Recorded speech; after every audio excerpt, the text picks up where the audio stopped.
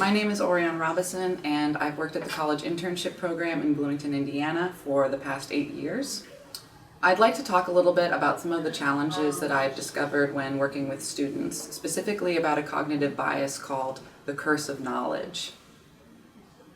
This bias impairs our ability to help the student in that we see the problem from our own knowledgeable perspective rather than the perspective of the student that we're trying to help.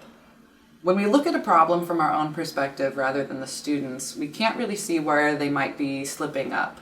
We might assume incorrectly that they know how to do something when they actually don't. Some examples of this are a student cleaning their body with a disinfectant wipe. They might say, well, this is really good at cleaning my kitchen, so it must be really good at cleaning my body as well. A student might use a towel as toilet paper. They might put garbage down their garbage disposal in their sink. What's going wrong is something that you can really only figure out by standing back and watching the student complete the task. It's very natural for staff to want to intervene and do easy tasks. I see this happen all the time, where staff might go ahead and fill a pot of water, to help the student out.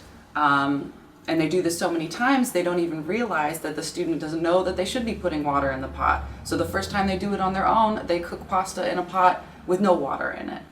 A good example of this is I was working with a student and probably about 20 times we had made rice together in a bowl. And I don't know if you've ever seen anything like this, but it's a boil in the bag rice where you put the bag in the bowl, you fill it with water, and then you put it in the microwave for 10 minutes.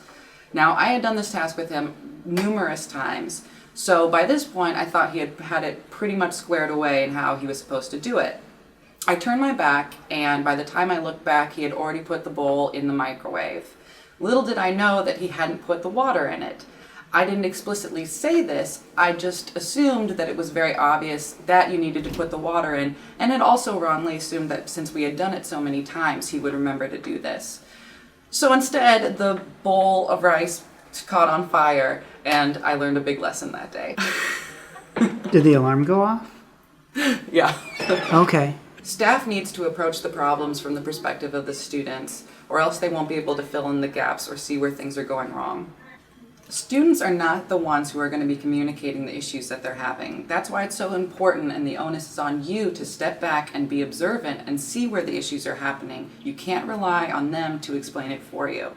Struggling with day-to-day tasks can be extremely frustrating for students, so we need to help them all the ways that we can. We need to share our own struggles and our own stories with them. We need to give them a lot of praise when they do things right and really build their confidence up. We need to stand back and let them do things themselves.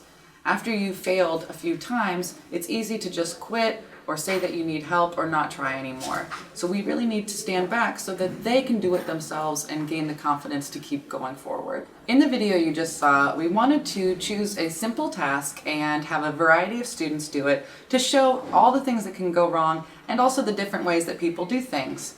Everyone is unique, and everyone in that video had a different way of making their PB&J.